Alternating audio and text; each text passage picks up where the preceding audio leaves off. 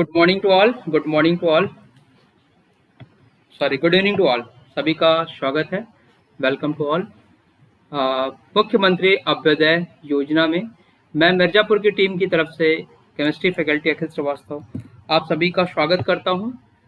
आप सभी से एक रिक्वेस्ट है, जल्दी जल्दी आप लोग ऑनलाइन क्लासेस में आ जाएं। तो मैं आगे के चैप्टर्स को डिस्कस करूंगा। प्रखर, निखिल,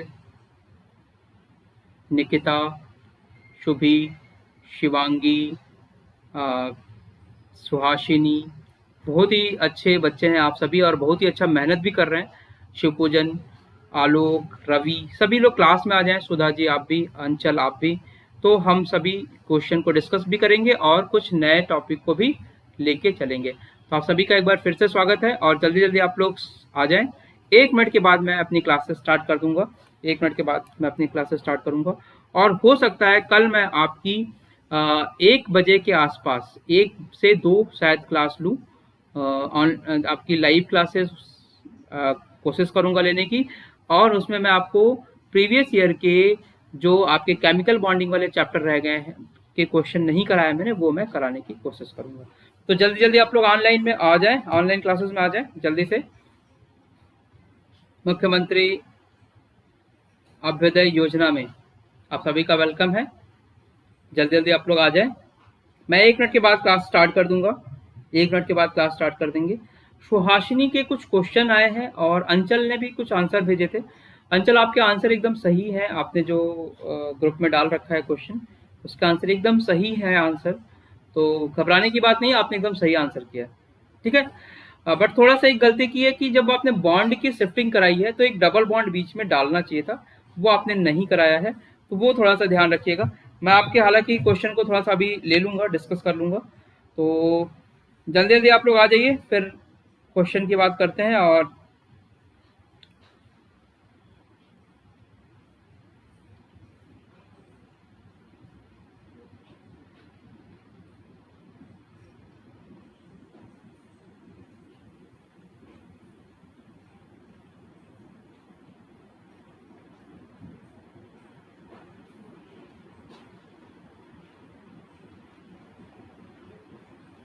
आगे सारे क्लास में, आगे सारे क्लास में स्टार्ट की जाए क्लास, स्टार्ट की जाए क्लास आपकी।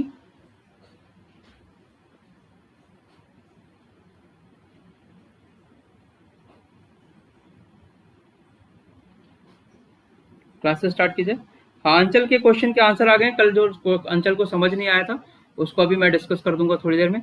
चलिए देखिए, जैसा कि मैंने आपको बताया, ये आपकी केमिस्ट्री की क्लासेस है और मैं अखिल श्रीवास्तव आपकी केमिस्ट्री की फैकल्टी आप सभी का स्वागत करता हूँ। देख लीजिए, मैंने यहाँ पे अपने एक्सपीरियंस भी डाल रखे हैं। लगभग लगभग मुझे 12 ईयर एक्सपीरियंस है इस फील्ड में, जेई की फील्ड में, इवन इंक्लूडिंग फाउंडेशन और एक्स फैकल्टी फिर साउथ दिल्ली। साउथ दिल्ली में मैंने पढ़ाया है 4 साल, फिर वीएमसी में पढ़ाया है। वीएमसी विद्या मंदिर क्लासेस शायद आप अपेयर भी होंगे। और नारायणा का भी नाम शायद आप जानते होंगे, साउथ का बहुत बड़ा ब्रांड है नारायणा अपने आप में ही। तो यहाँ यहाँ मैंने पढ़ा रखा है। और अब मैं आपको, जो आपका टॉपिक चल रहा था, हाइपर कॉन्जुगेशन एंड रेजोनेंस। तो रेजोनेंस और हाइपर कॉन्जुगेशन, रेजोनेंस कल खत्म हो गया था। कुछ चीज़ें मुझे रेजोनेंस में बतानी है, एक दो टॉपिक, एक दो पॉइंट्स बेसिकली, और फिर मैं हाइपर कॉन्जुगेशन पे आ जाऊंगा। उससे पहले मैं एक दो क्वेश्चन डिस्कस करूंगा। एक सुहासिनी ने दिया हुआ है और एक दो क्वेश्चन ऐसे ही, कि आपका रेजोनेंस की स्टेबिलिटी थोड़ी सी आपको क्लियर हो जाए। देखिए, आप लोग देखेंगे यहाँ पे कि ये देखिए 2009 का आया हुआ क्वेश्चन है। चलिए इस क्वेश्चन को डिस्कस कर लेते हैं। ये क्वेश्चन कहता है, ये क्वेश्चन देखिए क्या कह रहा है। The correct stability order of the following resonating structure. यहाँ डिफरेंट डिफरेंट रेजोनेटिक स्ट्रक्चर दिया हुआ है और ये पूछ रहा है उसके करेक्ट ऑर्डर को बताइए। तो कल मैंने आपको बताया था शुभी कि रेजोनेटिक स्ट्रक्चर की स्टेबिलिटी देखते समय आपको सबसे पहले कोवेलेंट बॉन्ड देखना चाहिए, ठीक। फिर आपको ऑक्टेट रूल को फॉलो कराना चाहिए। फिर आप चार्ज सेपरेशन देख लीजिए और फिर आपको पॉजिटिव पे पॉजिटिव और नेगेटिव पे नेगेटिव चार्ज की बात करनी चाहिए, ठीक है।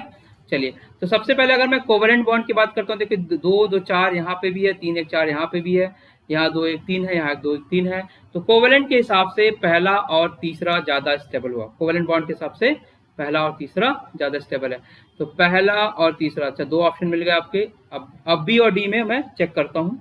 देखिए पहले में, उसके बाद ऑक्टेट रूल को फॉलो कराइए। ऑक्टेट रूल के अकॉर्डिंग देखो यहाँ पे 2 2 4 2 2 4 2 6 6 दिख रहे हैं, 2 2 4 2 6 2 8, यहाँ पे 8 इलेक्ट्रॉन दिख रहे हैं। ठीक है। अच्छा, इसका लोन पेयर एक्स्ट्रा दिख रहा है इस पे, इसका मतलब है कि यहाँ पे एक लोन पेयर इसने मिसिंग है, यहाँ पे लोन पेयर दिखाया नहीं है इसमें। ठीक है, तो वो आप अपने से बना लीजिएगा, क्योंकि 2 तो बॉन्ड बना लिया इसने, और एक ये बॉन्डेड इलेक्ट्रॉन को इसने यहाँ पे लाया होगा, इसका बॉन्डेड इलेक्ट्रॉन को यहाँ पे लाया होगा, तो एक लोन पेयर इसका बचा हुआ है पहले से। ठीक है, तो 2 2 4 2 6 2 8, 8 इलेक्ट्रॉन इसका भी कंप्लीट है, 8 इलेक्ट्रॉन इसका भी कंप्लीट है। 2 2 4 2 6 इसका भी लोन पेयर नहीं दिखाया इसने क्वेश्चन में, तो ये आपको खुद इमेजिन करना होगा। 8 इलेक्ट्रॉन इसके भी हो गए। अब सेकंड नाइट्रोजन का देखिए, 2 2 4 2 6 2 8 इलेक्ट्रॉन इसके भी, 6 2 8 इलेक्ट्रॉन इसके भी हो गए। अब 2 2 4 2 6 2 8, 8 इलेक्ट्रॉन इसके भी हो गए। 2 2 4 2 6 2 8, 8 इलेक्ट्रॉन इसके भी हो गए। तो अगर ऑक्टेट रूल के हिसाब से देखेंगे तो दोनों में ही 8 कोवेलेंट बॉन्ड और ऑक्टेट रूल फॉलो हो रहा है। ठीक है। अब सेकंड हम बात करते हैं इलेक्ट्रो पॉजिटिव चार्ज सेपरेशन की भी बात नहीं कर पाएंगे यहाँ, क्योंकि देखिए पॉजिटिव नेगेटिव एकदम पास पास ही है, तो चार्ज सेपरेशन की भी बात हम नहीं कर पाएंगे। अब नेक्स्ट बात होती है मैंने लिखाया था कल कि सबसे पहले आप क्या देखेंगे, इलेक्ट्रो पॉजिटिव पे पॉजिटिव और इलेक्ट्रोनेगेटिव पे नेगेटिव चार्ज होना चाहिए। तो देखो ये तो तुम्हारा कॉमन हो गया, नाइट्रोजन कॉमन हो गया, क्योंकि पॉजिटिव पे तो है ही। नेगेटिव यहाँ पे इलेक्ट्रो पॉजिटिव एलिमेंट पे है, और यहाँ पे नेगेटिव इलेक्ट्रो नेगेटिव एलिमेंट पे है। तो बताइए पहला और तीसरा में ज्यादा स्टेबल कौन सा होगा? पहले और तीसरे में सबसे ज्यादा स्टेबल कौन सा होगा? पहला ही सबसे ज्यादा स्टेबल होगा। ठीक है सुहासिनी, क्योंकि कल ही बताया था मैंने, पहले कोवेलेंट बॉन्ड, फिर ऑक्टेट रूल, फिर चार्ज सेपरेशन, फिर पॉजिटिव पे पॉजिटिव और नेगेटिव पे नेगेटिव देख लीजिएगा। ये मैंने कल आपको सिखाया था और बताया था मैंने कि इसी सीक्वेंस से आप देखेंगे, अपना सीक्वेंस वहां मत लगाइएगा। और प्लीज जिन्होंने कल का लेक्चर नहीं देखा, जैसे निखिल भी कल की क्लास में नहीं आए थे, या मैंने देखा, मुझे शायद लग रहा है शायद निखिल नहीं था, शिव पूजन नहीं थे, तो प्लीज आप लोग पुराना लेक्चर देख लीजिएगा, नहीं तो आपके क्वेश्चन बनने में प्रॉब्लम होगी। और इस बार आपको पता है कि आपका एग्जाम जो हो रहा है एनटीए ले रहा है, तो एनटीए लेगा तो ये सारे सब क्वेश्चन आ सकते हैं, तो ध्यान से करिए। पहले और तीसरे में पहला ज्यादा स्टेबल होगा, फिर तीसरा, तो बी आपका ज्यादा करेक्ट आंसर होगा, पहला और तीसरा। ठीक है, अब जरा दूसरे और चौथे में देख लेते हैं। दूसरे और चौथे, पहला तीसरा तो क्लियर हो गया होगा, ऑक्टेट भी कंप्लीट है, बॉन्ड भी क्लियर है, तो आप पॉजिटिव चार्ज और नेगेटिव चार्ज वाला कॉन्सेप्ट लगा लीजिए लास्ट में। अब मैं तीसरा और चौथा देखता हूं, देखिए जरा यहाँ पे अगेन इसके 2 इलेक्ट्रॉन नहीं दिखाया इसने, तो 2 2 4 2 6 2 8, 8 इलेक्ट्रॉन इसके हुए, 2 2 4 2 6 2 2 4, इसका पॉजिटिव, इसको इधर लाया होगा तो पॉजिटिव इधर आया होगा, है ना, इसको पॉजिटिव को खत्म किया इसने इधर। ठीक है, तो 2 2 4 2 6, इसका 6 सेट फॉलो कर रहा है, और इसका 2 2 4 2 6, इसका भी 6 सेट है, मतलब 6 इलेक्ट्रॉन है इसमें। यहाँ देखिए इसमें 8 इलेक्ट्रॉन है, यहाँ 6 इलेक्ट्रॉन है, और यहाँ पे भी 8 इलेक्ट्रॉन है ना, मतलब यहाँ पे सॉरी, यहाँ पे आपको 2 2 4 2 6, यहाँ पे भी 6 इलेक्ट्रॉन है, क्योंकि ये पॉजिटिव है ना, पॉजिटिव है तो मतलब उसके पास इलेक्ट्रॉन नहीं है, तो 2 2 4 तो 6, 2 इलेक्ट्रॉन इसके पास लोन पेयर रहे होंगे। ये देखो ऑक्टेट के नंबर ऑफ बॉन्ड और ऑक्टेट के बेसिस पे आप जज नहीं कर सकते। क्लियर है सुहासिनी? नंबर ऑफ बॉन्ड और नंबर ऑफ ऑक्टेट रूल के अकॉर्डिंग आप उसे जज नहीं कर पाएंगे कि कौन सा ज्यादा स्टेबल है।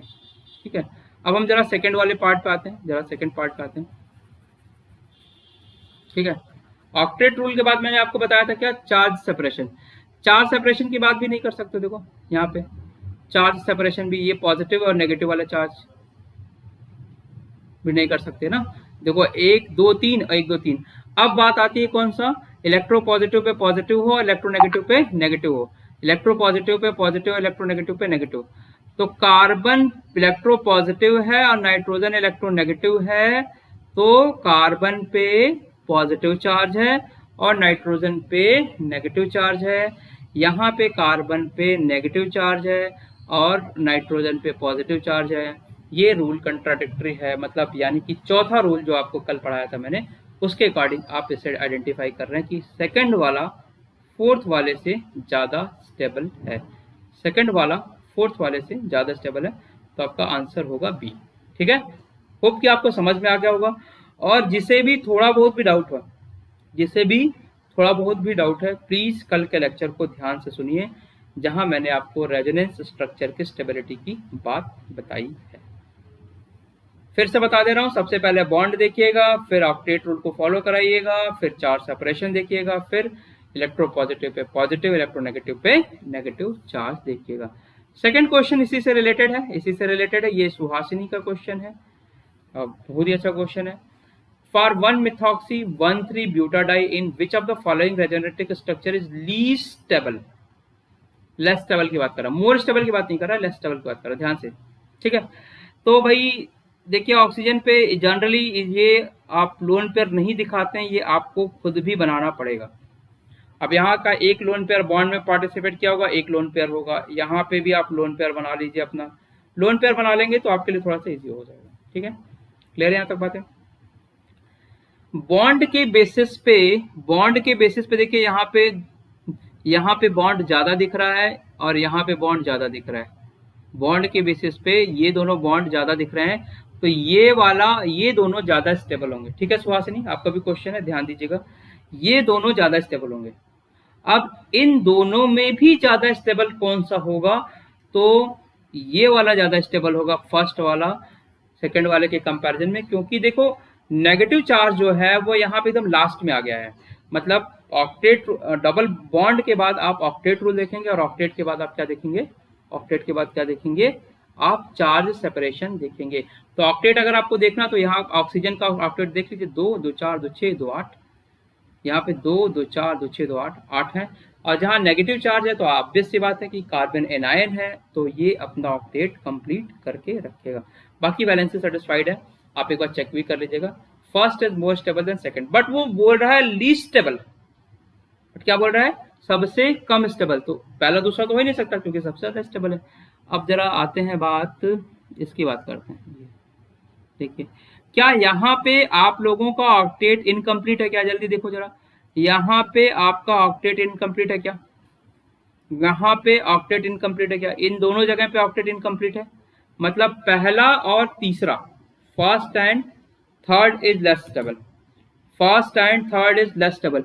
यहां तक बात किसी को कहीं डाउट है, first and third is less stable, क्योंकि बॉन्ड के बेसिस पे नहीं, बल्कि मैं ऑक्टेट रूल यानी सेकंड जो रूल है उसके बाद उसके अकॉर्डिंग जो है first and third is less stable. कोई डाउट, कोई डाउट?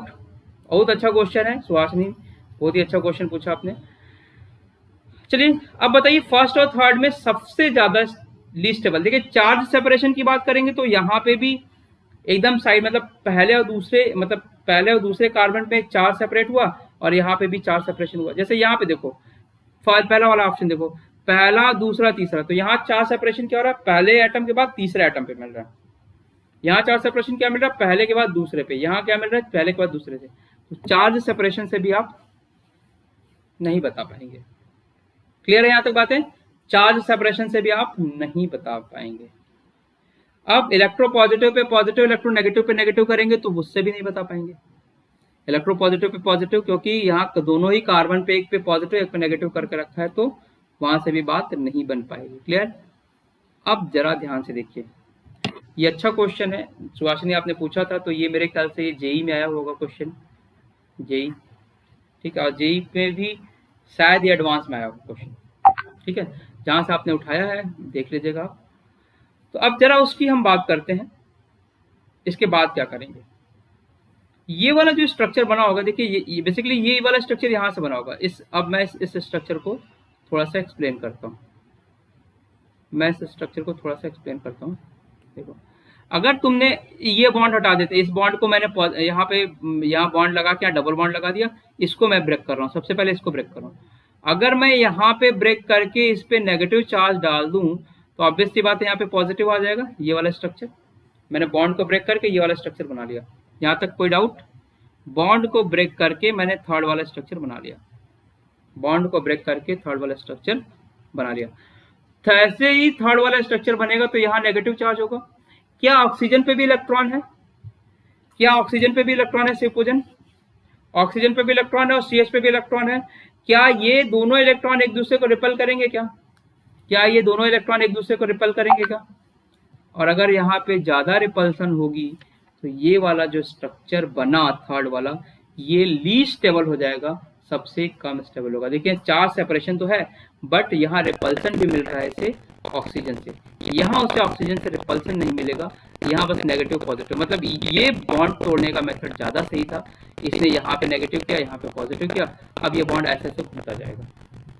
ठीक है, यहाँ उसने उल्टा कर दिया कि इलेक्ट्रॉन मतलब नेगेटिव के साइड में ही इलेक्ट्रॉन को दिखा रहा है, तो ये गलत मेथड है। तो अगर आप लीस्ट स्टेबल की बात करेंगे तो C इज लीस्ट स्टेबल, आपका सबसे कम स्टेबल क्या है? ये है, ये फोर्थ वाला है, 1 2 ये थर्ड वाला हो जाएगा, ये फोर्थ, ये है आपका इसका थर्ड। क्लियर हो गया? तो सुहासिनी आपने जो लिखा था चार्ज सेपरेशन की बात, बच्चे आपने सही कहा था charge separation, but charge separation का मतलब होता है चार्ज से डिस्टेंस। जैसे मान लीजिए मैं यहाँ पे, जैसे मान लीजिए इसकी मैं बात करूँ तो यहाँ से यहाँ तक के चार्ज सेपरेशन, ये डिस्टेंस हो गई। लेकिन दूसरे में क्या है, इस वाले पॉइंट से इस पॉइंट तक है तो यहाँ पे चार्ज सेपरेशन कम है, यहाँ जहाँ तक की बात है तो चार्ज सेपरेशन और कम है। लेकिन यहाँ से यहाँ तक और ऐसे ही मैं यहाँ से यहाँ तक कर दूँ लास्ट में, तो दोनों में चार्ज सेपरेशन बराबर है, दोनों में चार्ज सेपरेशन बराबर है। ठीक है, क्लियर हो गया होगा? आई थिंक ये क्लियर हो गया होगा। एक क्वेश्चन और दे दूं आप लोगों को इस पे, एक क्वेश्चन और दे देता हूँ, एक क्वेश्चन और दे देते हैं, एक क्वेश्चन लिख लीजिएगा ये जरा।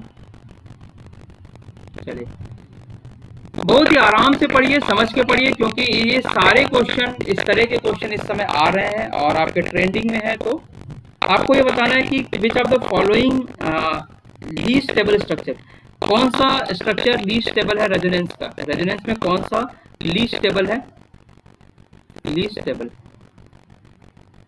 सबसे कम स्टेबल कौन सा है।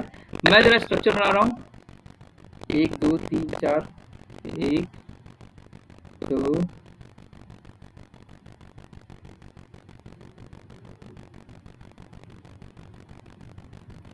एक बार मैं थोड़ा सा इसको ना, आप लोग भी साथ साथ थोड़ा सा मेहनत करते रहिए, बनाते रहिए। पहला स्ट्रक्चर ये, ठीक है, पहला स्ट्रक्चर ये। सेकंड स्ट्रक्चर मैं बना रहा हूं,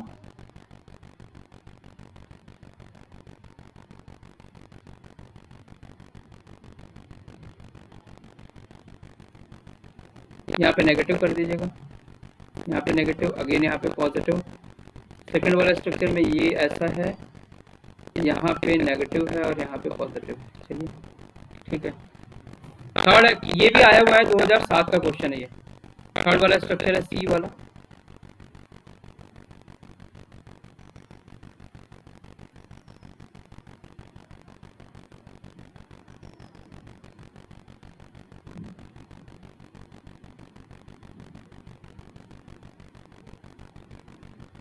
ठीक है। D वाले स्ट्रक्चर की बात कर लेते हैं, D यहीं बना लेता हूं मैं।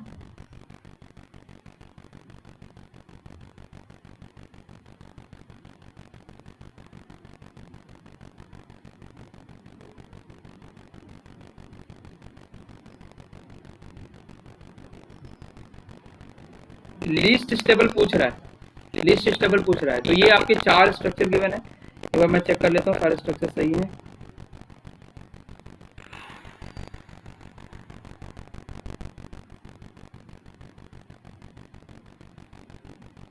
सही है, 4 स्ट्रक्चर सही है। अब जरा बताइए सबसे पहला क्या काम करोगे, सबसे पहला क्या काम करोगे, कोवेलेंट बॉन्ड देख लो। तो 2 डबल बॉन्ड यहाँ दिख रहा है, 2 डबल बॉन्ड यहाँ इसमें भी दिख रहा है, 2 डबल बॉन्ड इसमें भी दिख रहा है, 2 डबल बॉन्ड इसमें भी दिख रहा है, 2 डबल बॉन्ड इसमें दिख रहा है। मतलब कोवेलेंट बॉन्ड के बेसिस पे हम उसे नहीं बता सकते, कोवेलेंट बॉन्ड के बेसिस पे हम उसे नहीं बता सकते। अब ऑक्टेट रूल के पास आ जाओ, इसमें देखो जरा ऑक्टेट रूल 2 2 4 2 6 2 8, इसका ऑक्टेट कंप्लीट है, इसका ऑक्टेट इनकम्प्लीट है, इसका ऑक्टेट इनकम्प्लीट है, तो उसे अभी मैं टिक कर ले रहा हूँ, इसका ऑक्टेट इनकम्प्लीट है और इसका ऑक्टेट कंप्लीट है। जरा यहाँ पे आ जाओ 2 2 4 2 6 2 8, इसका ऑक्टेट कंप्लीट है, इसका ऑक्टेट कंप्लीट है, इसका ऑक्टेट इनकम्प्लीट है, यहाँ पे इसका ऑक्टेट इनकम्प्लीट है। जहाँ पे पॉजिटिव दिखे ना वहीं पे ऑक्टेट इनकम्प्लीट होता है, ठीक है सिर्फ जहाँ पे पॉजिटिव दिखे वहीं पे ऑक्टेट इनकम्प्लीट होता है। इसमें देखो इसमें यहाँ पे ऑक्टेट इनकम्प्लीट है, तो ऑक्टेट के बेसिस पे देखा जाए तो चारों में थोड़ी थोड़ी अनस्टेबिलिटी होगी, कोई बात नहीं, यहाँ तक तो चलेगा। चलिए अब ऑक्टेट के हिसाब से सभी में अनस्टेबल है, सभी में 8 इलेक्ट्रॉन नहीं है, तो थर्ड रूल पे आ जाओ। थर्ड रूल क्या होता है? Charge separation. चार्ज सेपरेशन की बात करो तो देखो यहाँ पे पॉजिटिव नेगेटिव, यहाँ पे चार्ज दूर है, यहाँ पे सबसे दूर है, यहाँ पे आप बात करेंगे तो पॉजिटिव नेगेटिव, यहाँ कम दूर है, यहाँ सबसे पास है, ठीक है। लेकिन चार्ज सेपरेशन का मतलब होता है positive negative charge. Charge separation का मतलब ऐसा नहीं कि पॉजिटिव पॉजिटिव को सेपरेट कर दिया आपने, चार्ज सेपरेशन का मतलब पॉजिटिव को नेगेटिव से सेपरेट करिएगा। जैसे यहाँ पे पॉजिटिव पॉजिटिव नहीं देखेंगे, पॉजिटिव नेगेटिव देखेंगे, ठीक है। यहाँ पे पॉजिटिव नेगेटिव, देखिए नेगेटिव नहीं आया यहाँ पे, इसका मतलब ये स्टेबल होगा, इसके कंपैरिजन में ज्यादा स्टेबल होगा। यहाँ पे पॉजिटिव नेगेटिव, ये देखिए इसमें चार्ज सेपरेशन सबसे कम है, लेकिन यहाँ पे देखिए इस वाले कंपाउंड में पॉजिटिव पॉजिटिव है, पॉजिटिव नेगेटिव, पॉजिटिव के बगल में ही पॉजिटिव आ गया, पॉजिटिव के बगल में ही पॉजिटिव आ गया, तो उसे क्या करेगा? वो रिपेल कर देगा। नेगेटिव के बगल में नेगेटिव आ गया तो क्या करेगा? रिपेल कर देगा, जैसा कि इसके पहले वाले क्वेश्चन में आपने देखा था। ऑक्सीजन पे नेगेटिव चार्ज था तो उसके बगल में अगर इलेक्ट्रॉन आया तो उसे उसने रिपेल कर दिया। तो जैसे ही पॉजिटिव पॉजिटिव मतलब सेम नेचर का चार्ज आ जाएगा, यहाँ पे से आपका सेम नेचर का चार्ज होगा, due to the same nature of charge वो रिपेल करेगा, और रिपेल करेगा तो स्टेबिलिटी को क्या करेगा? सबसे कम कर देगा, तो ये लीस्ट स्टेबल हो जाएगा, ये लीस्ट स्टेबल होगा, ठीक है। तो मोर स्टेबल की अगर हम बात करें तो मोर स्टेबल में चार्ज सेपरेशन की बात कर लीजिए, ऑक्टेट तो सभी में इनकम्प्लीट है, ऑक्टेट तो सभी में इनकम्प्लीट है, तो ये सबसे ज्यादा स्टेबल होगा। उसके बाद आपका पॉजिटिव के बाद नेगेटिव, ये पॉजिटिव के बाद नेगेटिव, यहाँ पे पॉजिटिव पॉजिटिव आ रहा है, सॉरी 2 2 4, सॉरी पहले तो ये स्टेबल होगा क्योंकि इसमें आपका बॉन्ड ज्यादा है, इसमें नहीं बॉन्ड इसमें सभी में बराबर है, सॉरी, तो पहला यही होगा। दूसरा अगर आप बात करेंगे तो पॉजिटिव नेगेटिव ये हो जाएगा, तीसरा आपका ये होगा, और लास्ट में चौथा ये होगा, लास्ट में चौथा होगा। तो वही रूल है, आप पॉजिटिव पहले आप डबल बॉन्ड देख लीजिए, कोवेलेंट बॉन्ड देख लीजिए, फिर आप ऑक्टेट रूल देख लीजिए, ठीक है सभी। फिर क्या देखोगे बच्चे? चार्ज सेपरेशन, फिर क्या देखोगे? पॉजिटिव के ऊपर पॉजिटिव, नेगेटिव के ऊपर नेगेटिव चार्ज होना चाहिए, तो ये देख लीजिएगा। तो अगर आप लाइक चार्ज रखेंगे तो भी रिपेल करेगा, और पॉजिटिव हो या नेगेटिव, तो वो स्ट्रक्चर आपका सबसे कम स्टेबल होता है। ये भी एक अच्छा क्वेश्चन था, वो मैंने आपको बता दिया। अब एक सुधी के क्वेश्चन नहीं, अंचल के क्वेश्चन है, शायद कल अंचल ने बताया था, शायद मैंने ये लिखा था, अंचल ने इसे सॉल्व करके भी भेजा है, ग्रुप में भेजा है, जितने लोग ग्रुप में होंगे जरा उसे देख लेंगे। चलिए आपका क्वेश्चन सही है, इसमें देखिए थोड़ी सी जो गड़बड़ी है वो मैं बता दे रहा हूँ।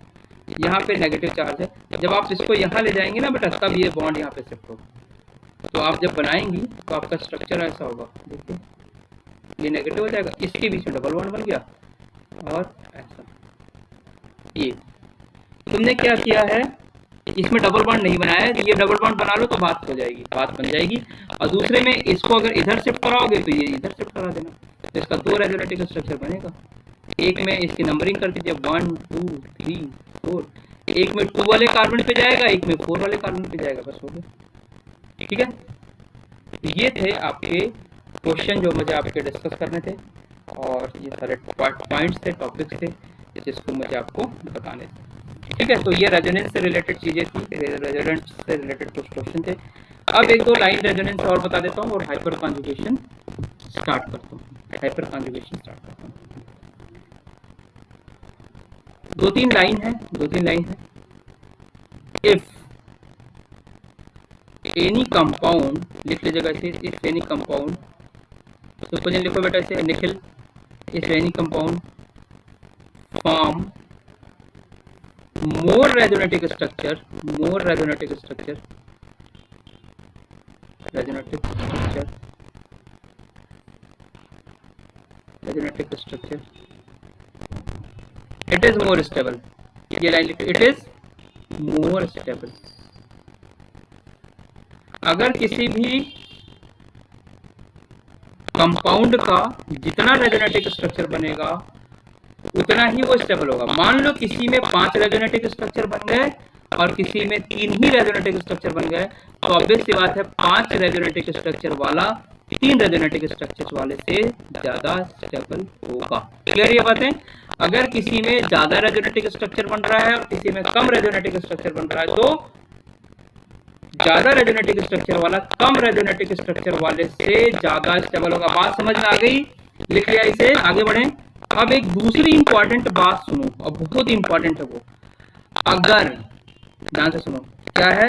अगर आपके रेजोनेटिक स्ट्रक्चर, देखो यहां मैं लिख दे रहा हूं, इसे यहां लिख दे रहा हूं, ठीक है। इफ नहीं, यहाँ पे लिखिएगा equivalent structure, equivalent resonating structure, यहाँ लिखिएगा equivalent resonating structure, resonating structure is more stable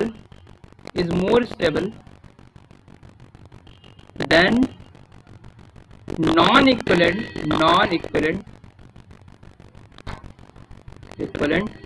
रेजोनेटिक structure. पहले से लिख लीजिए, फिर समझाता हूँ। Equivalent resonating structure is more stable than non equivalent resonating structure. बड़ी इंपॉर्टेंट चीज है, इसे आपको अभी मैं एक्सप्लेन भी कर देता हूँ, पहले आप इसे लिख लें प्लीज। कोई अभी तक कोई डाउट?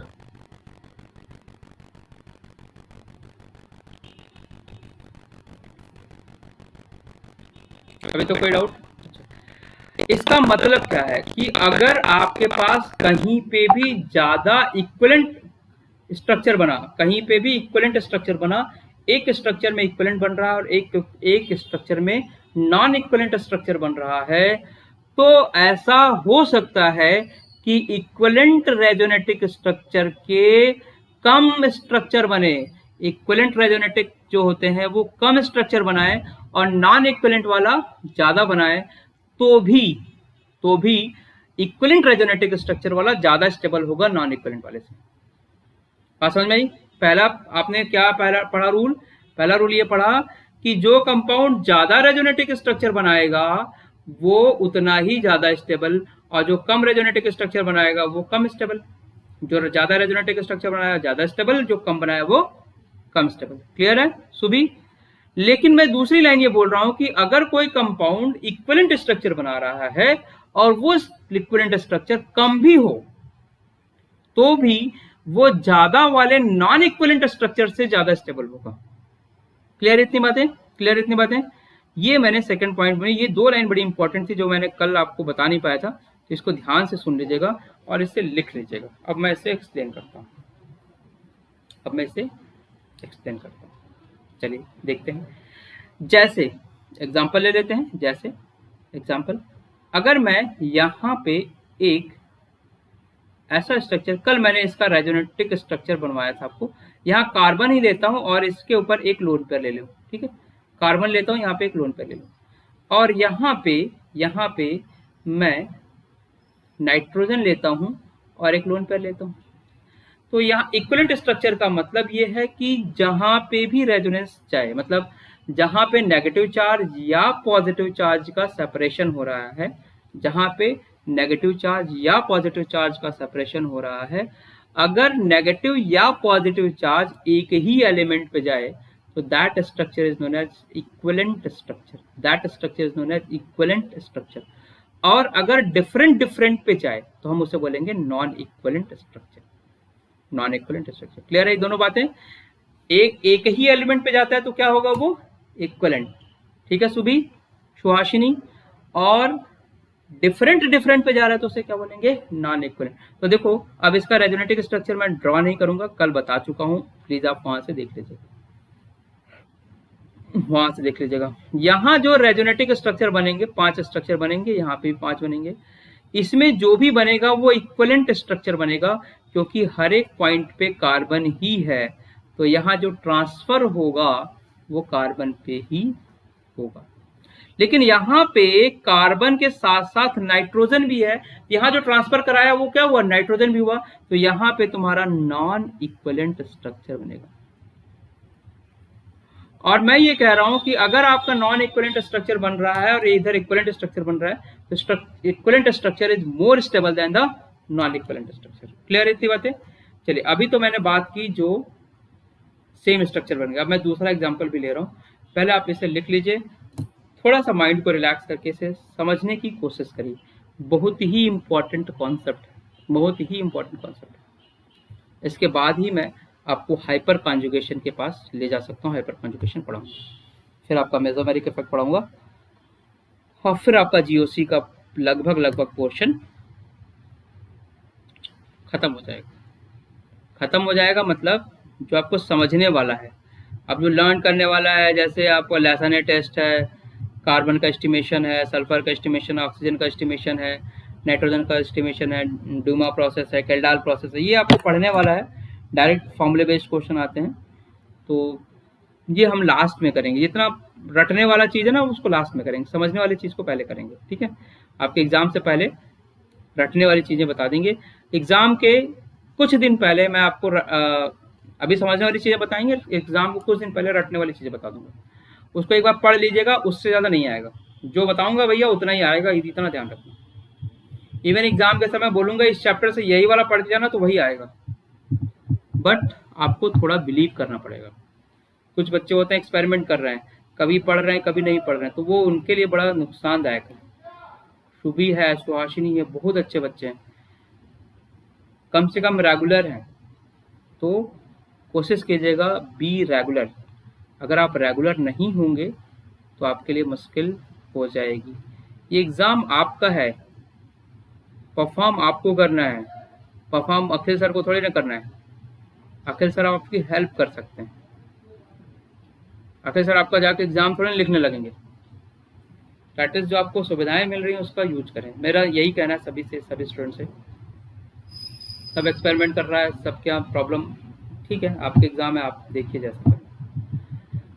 चलिए जरा यहाँ बताइए, क्या यहाँ पे इसके दो, यहाँ पे देखो इसके दो इक्विवेलेंट स्ट्रक्चर आएंगे, देखो जरा, और इसके जो 5 स्ट्रक्चर आएंगे वो नॉन इक्विवेलेंट है। इसके 2 इक्विवेलेंट आएंगे, इसके 5 आएंगे, तो भी ये वाला ज़्यादा स्टेबल होगा। इसके मैं इक्विवेलेंट स्ट्रक्चर को थोड़ा सा बनाता हूँ, इसके इक्विवेलेंट स्ट्रक्चर को थोड़ा सा बताता हूँ।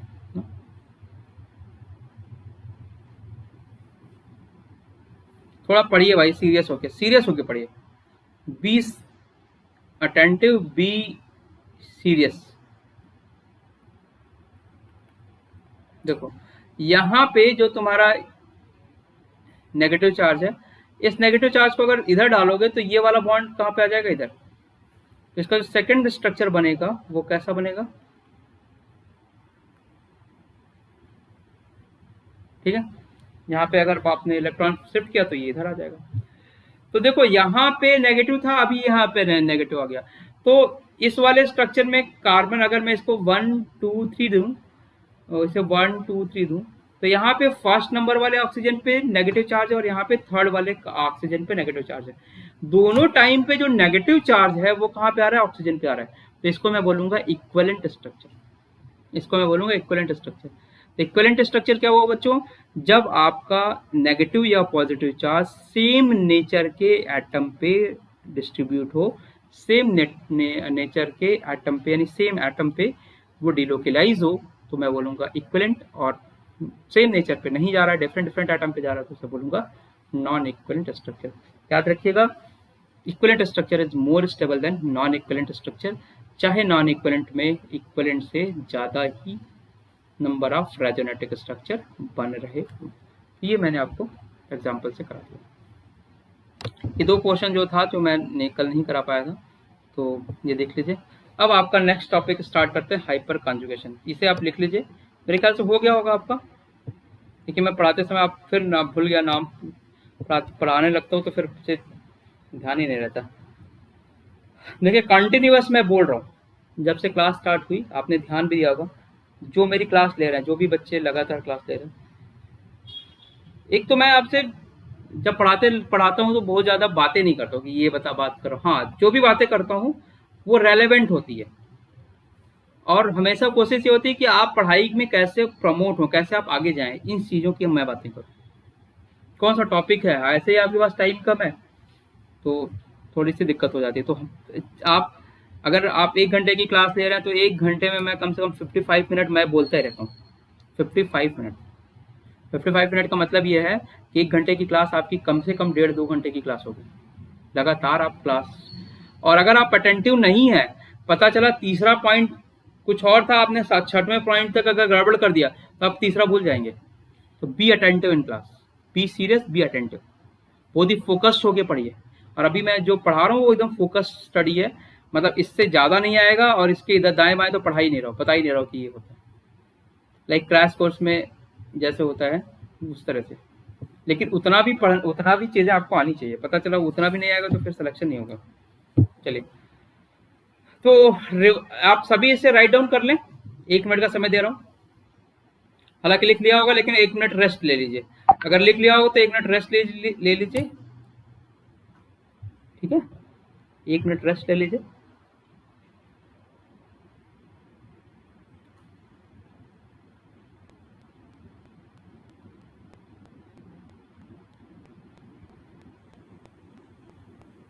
एक ही मिनट रेस्ट लीजिएगा, उसके बाद मैं शुरू कर दूंगा, है ना।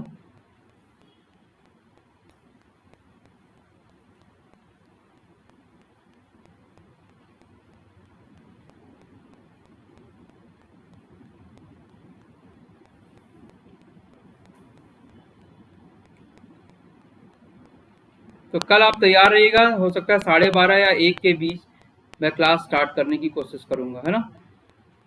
क्वेश्चन कराऊंगा मैं प्रीवियस ईयर के।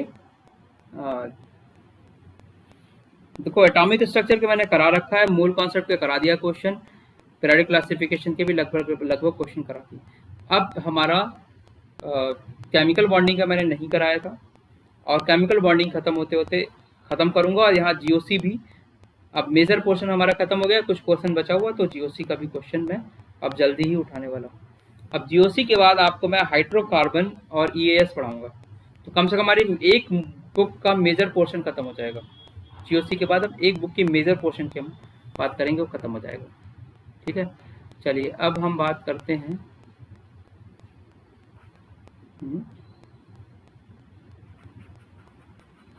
नेक्स्ट हेडिंग डालो जरा बच्चों, हाइपर कॉन्जुगेशन। नेक्स्ट हेडिंग डालो, हाइपर कॉन्जुगेशन।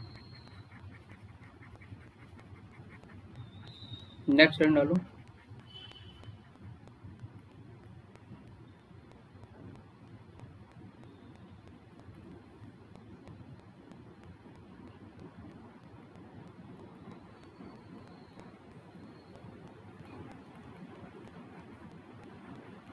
हाइपर कॉन्जुगेशन, ठीक है।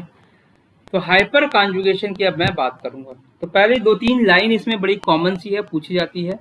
हाइपर कॉन्जुगेशन का मतलब होता है no bond resonance, no bond resonance. ये पूछा जाता है आपसे, हाइपर कॉन्जुगेशन को हम क्या और क्या बोलते हैं, नो बॉन्ड रेजोनेंस। दूसरा, इसके बारे में एक बड़ी इंपॉर्टेंट चीज पूछी जाती है।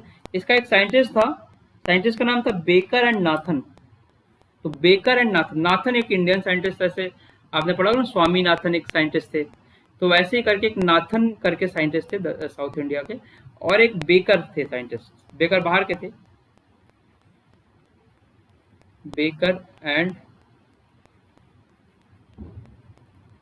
Nathan. It is also known as Baker and Nathan effect. Hyperconjugation is known as no bond resonance, and it is also known as Baker-Nathan effect.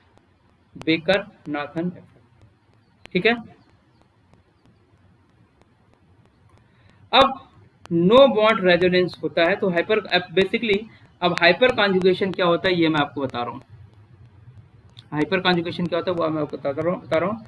Hyper conjugation की डेफिनेशन लिख लीजिएगा। Hyper conjugation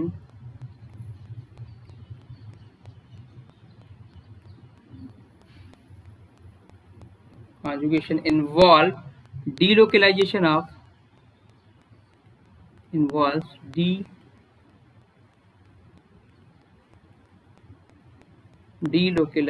of sigma bonded electron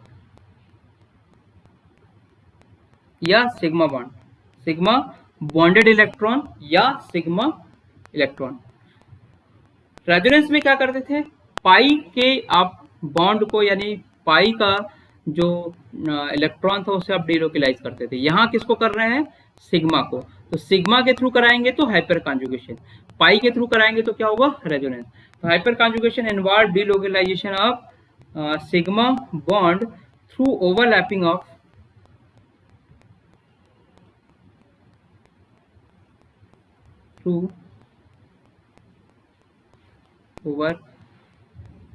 overlapping of a double bond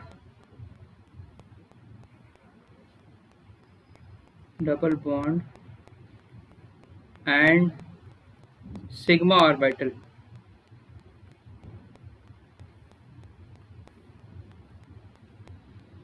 इसको लिखते भी रहिएगा साथ साथ ना।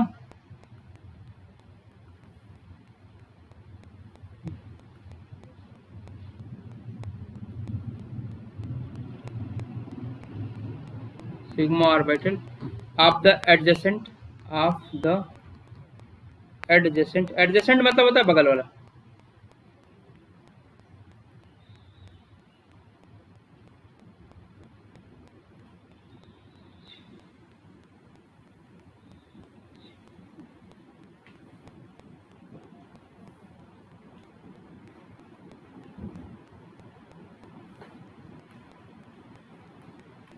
एडजेसेंट सिंगल बॉन्ड, ये तो हो गया। देखिए बॉन्ड की सिग्मा पाई कॉन्जुगेशन होता है, इसको बोलते हैं हम sigma pi. Hyper conjugation sigma pi conjugation होता है। तो ये कुछ नहीं है, बस सिंपल सी बात है। डीलोकलाइजेशन आपको करना है सिग्मा बॉन्ड का, लेकिन कहाँ पे करना है, वैकेंट पी में।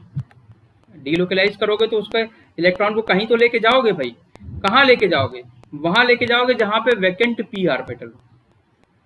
ठीक है, तो यहाँ पे लिखा है कि through overlapping of A double bond, through overlapping of A double bond p orbital of through overlapping of p orbital of a double bond, p orbital of a double bond and और दूसरी चीज इसमें क्या कर सकते हैं, and sigma orbital of the adjacent. मतलब जब आप उसे ओवरलैपिंग करा रहे हैं तो या तो आप डबल बॉन्ड वाले p में लेके जाइए या तो वैकेंट p ऑर्बिटल में लेके जाइए। सिग्मा का ट्रांसफर कहाँ पे होगा, वैकेंट p में। याद रखिएगा सिग्मा का यहाँ पे जो इसको सिग्मा का जो होगा, सिग्मा बॉन्ड का जो डिलोकलाइजेशन होगा वो वैकेंट p में होना चाहिए, वैकेंट p में होना चाहिए। अब वैकेंट p कहाँ मिलेगा, अब इसको समझ लीजिए, जरा ध्यान से सुनिए, फिर धीरे धीरे चीजें समझ में आ जाएंगी आपको। वैकेंट p कहाँ मिलेगा, अगर मैं आपको ये कंपाउंड दे दूं तो इसमें हाइब्रिडाइजेशन जरा जल्दी से बताइए, क्या इसमें हाइब्रिडाइजेशन sp3 होगा? अगर इसमें हाइब्रिडाइजेशन sp3 होगा तो इसमें वैकेंट p नहीं मिलेगा। तो वैकेंट p कहाँ मिल सकता है, क्या यहाँ पे आपका हाइब्रिडाइजेशन sp2 होगा? अगर sp2 होगा तो डबल बॉन्ड के वाले जो वैकेंट p है उसमें चला गया वो। या ट्रिपल बॉन्ड में देखो तो यहाँ पे भी वैकेंट ऑर्बिटल मिलेगा जहाँ पे sp हाइब्रिडाइजेशन है, sp इन्वॉल्व हुआ तो यहाँ पे p का क्या होता है, p तीन होते हैं, px py pz, fusion p बेटा तीन होते हैं, कितने होते हैं, px py pz। यहाँ पे तीनों इन्वॉल्व है, यहाँ पे दो इन्वॉल्व है, यहाँ पे एक इन्वॉल्व है। तो यहाँ पे एक फ्री है और यहाँ पे दो फ्री है। तो जो सिग्मा का डिलोकलाइजेशन किया वो कहाँ पे कराया हमने, वैकेंट p ऑर्बिटल में कराया। तो वैकेंट p को चाहे तुम डबल बॉन्ड से लिखो या ट्रिपल बॉन्ड से लिखो, बट वैकेंट p में होना चाहिए। इतनी यही बात मैं आपको यहाँ पे समझा रहा था। ठीक है, तो ये समझाने की बात थी, समझ में आगे बातें ये।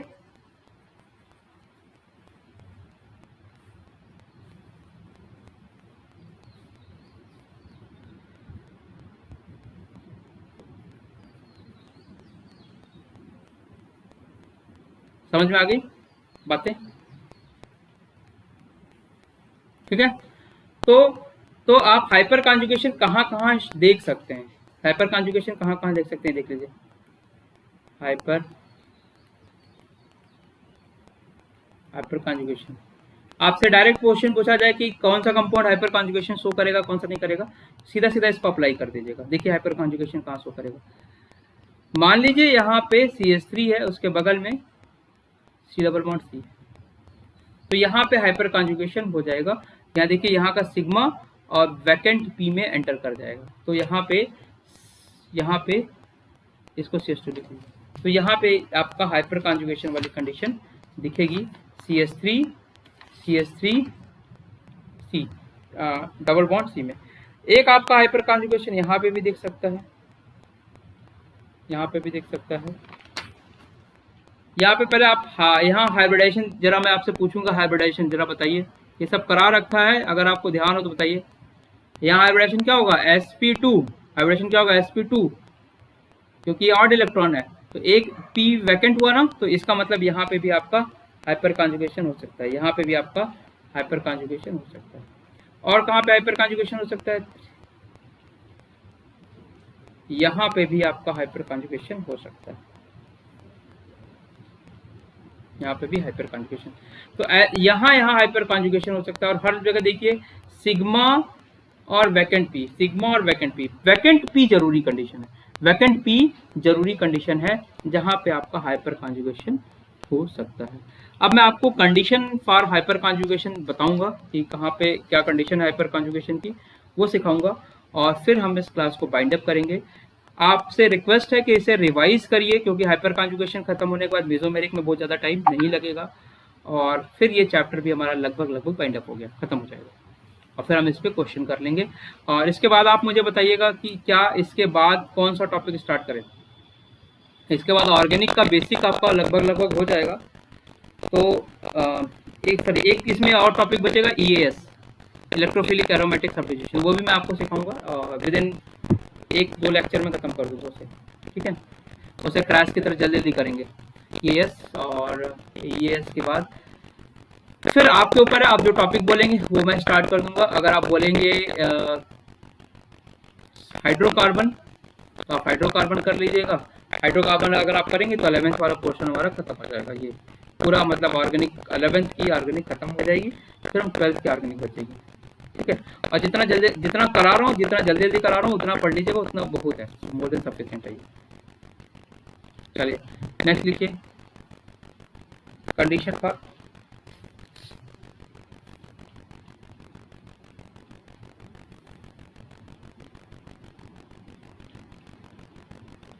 condition for hyper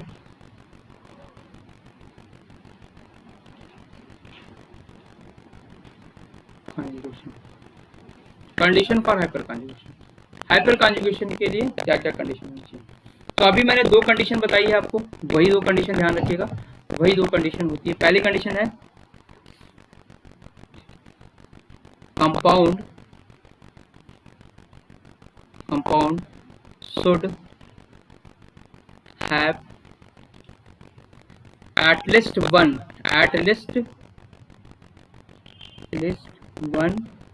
sp2 hybrid orbital,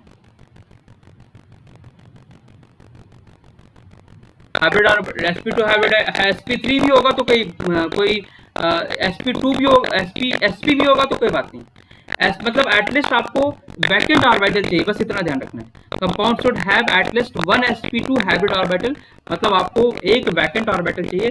sp3 हो जाएगा तो वैकेंट ऑर्बिटल नहीं मिलेगा, और वैकेंट ऑर्बिटल नहीं मिलेगा तो हाइपर कॉन्जुगेशन नहीं हो पाएगा। सेकंड कंडीशन लिख लीजिएगा, alpha carbon with respect to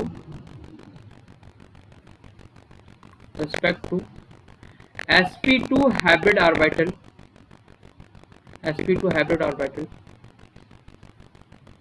must contain alpha hydrogen. मतलब ये कह रहा है कि अल्फा sp2 के बगल वाला जो अल्फा हाइड्रोजन है उसके ऊपर कम से कम एक अल्फा हाइड्रोजन होना चाहिए, एक अल्फा हाइड्रोजन होना चाहिए। ये कंडीशन जरा लिख लीजिए, थोड़ा सा मैं एक्सप्लेन करूंगा, फिर हम अगली क्लास में से देखेंगे। पहले ये कंडीशन लिख लीजिए, compound should have at least 1 sp2 hybrid orbital. दूसरा, ये दो कंडीशन देख लीजिएगा, ये दो कंडीशन देख लीजिएगा, अगर ये दो कंडीशन आपको मिल रही है हाइपर कॉन्जुगेशन होगा, और नहीं मिल रही तो हाइपर कॉन्जुगेशन नहीं हो सकता। ठीक है,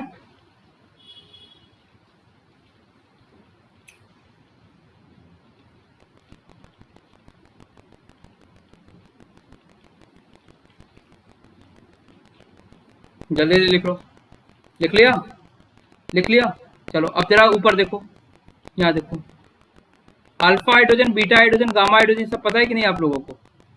अगर नहीं पता तो देख लीजिएगा, अभी मैं इसको फिर लिखा दूंगा, कल की क्लास में आप अल्फा, बीटा, गामा, डेल्टा ये सब सिखाऊंगा, ये भी बेसिक है। जो भी फंक्शनल ग्रुप है, जैसे मान लीजिए आपका फंक्शनल ग्रुप है ना, सुहासिनी, शिवांगी, देखो जरा यहाँ पे, सुधा, आलोक, अजीत, अजीत से देखो, आज अजीत का नाम लिया नहीं लिया मैंने, अजीत, ये जो फंक्शनल ग्रुप है इसके बगल वाला जो कार्बन होगा उसे बोलेंगे अल्फा, उसके बगल वाले को बीटा, उसके बगल वाले को गामा।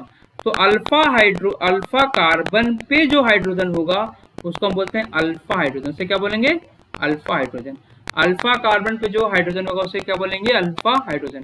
तो ये बोलता है कि जो डबल sp2 हाइब्रिड ऑर्बिटल है उसके बगल वाले कार्बन पे एटलीस्ट एक अल्फा हाइड्रोजन होना चाहिए। ये इसके बगल वाले पे एक अल्फा हाइड्रोजन होना चाहिए, इसके बगल वाले पे एक अल्फा हाइड्रोजन होना चाहिए। अगर आपने कोई ऐसी कंडीशन डाल दी, कहीं आपने ऐसी कंडीशन डाल दी, आपने बोला यहाँ पे आपका हाइपर कॉन्जुगेशन नहीं हो सकता, क्योंकि कंडीशन यही है कि एटलीस्ट एक अल्फा हाइड्रोजन हो। ठीक है, ये कंडीशन है, एटलीस्ट एक अल्फा हाइड्रोजन। दूसरा कि कंपाउंड में कम से कम एक sp2 हाइब्रिड ऑर्बिटल हो, मतलब यहाँ पे sp2 हाइब्रिड ऑर्बिटल मिल रहा है, यहाँ पे sp2 मिल रहा है, यहाँ पे sp2 मिल रहा है। तो मैंने कहा कि एटलीस्ट एक sp2 हाइब्रिड ऑर्बिटल वाला अगर मिलेगा तभी आप क्या बोलेंगे? तभी आप बोलेंगे कि इस पूरी कंडीशन को फॉलो कर रहा है। तो पहली कंडीशन, एटलीस्ट एक sp2 हाइब्रिड ऑर्बिटल हो। दूसरी कंडीशन अल्फा पोजीशन पे एक अल्फा हाइड्रोजन हो। ठीक है, ठीक है। क्यों? क्योंकि हाइपर कॉन्जुगेशन में जो होता है, वो जो सिग्मा बॉन्डेड इलेक्ट्रॉन होता है ना, वो हाइड्रोजन का ही जाता है। सिग्मा जो बॉन्ड जो होता है वो हाइड्रोजन का ही ट्रांसफर कराते हैं हम, किसी और का नहीं कराते हैं। इसलिए याद रखिएगा, हाइपर कॉन्जुगेशन में जो अल्फा हाइड्रोजन होना जरूरी है। ठीक है, तो फिर से देख लीजिएगा हाइपर कॉन्जुगेशन के लिए। Hyperconjugation is also known as no bond resonance, it is also known as Baker Nathan effect. Hyperconjugation involve किसको करता है? डीलोकेलाइजेशन का। किसका डीलोकेलाइजेशन? सिग्मा बॉन्ड का। कौन सा सिग्मा बॉन्ड? जो हाइड्रोजन के साथ हो। कहां पे डीलोकेलाइजेशन करेगा? वैकेंट पी ऑर्बिटल में। तो सिग्मा से वैकेंट पी ऑर्बिटल में जाएगा। इसके बाद कंडीशन क्या होनी चाहिए? हाइपर कॉन्जुगेशन की कंडीशन क्या होनी चाहिए? कि एटलीस्ट एक sp2 हाइब्रिड ऑर्बिटल होना चाहिए और एक sp2 हाइब्रिड ऑर्बिटल के बगल वाले कार्बन पे आपका एक अल्फा हाइड्रोजन होना चाहिए। ठीक है, और ये कंडीशन आपको यहाँ पे दिख रही है। तो इतना आप हाइपर कॉन्जुगेशन रिवाइज कर लीजिए, सो दैट अगली क्लास में आपको और भी अच्छे से आप हाइपर कॉन्जुगेशन से रिलेटेड चीज़ों को कर लें। ठीक है, और फिर मैं धीरे धीरे क्वेश्चन आपको इस पे क्वेश्चन धीरे धीरे आपको करा दूंगा। ठीक है, चलिए, तो आप लोग इसे देख लीजिए, रिवाइज भी मैंने करा दिया। फिर हम लोग नेक्स्ट लेक्चर में मिलेंगे और हाईली एनर्जेटिक होके थोड़ा आप और अच्छे से पढ़ाई करें, मेहनत करते रहें। फिर हम लोग मिलेंगे नेक्स्ट क्लास में। तब तक के लिए आप खुश रहिए, अच्छे से रहिए, अच्छे से पढ़ाई करें और अच्छा रिजल्ट लाएं, अच्छा पढ़ाई करें, अच्छा रिजल्ट लाएं। Thank you to all, thank you Alok, Shubhi, Shivangi, Suhasini, thank you to all, Shivpujan.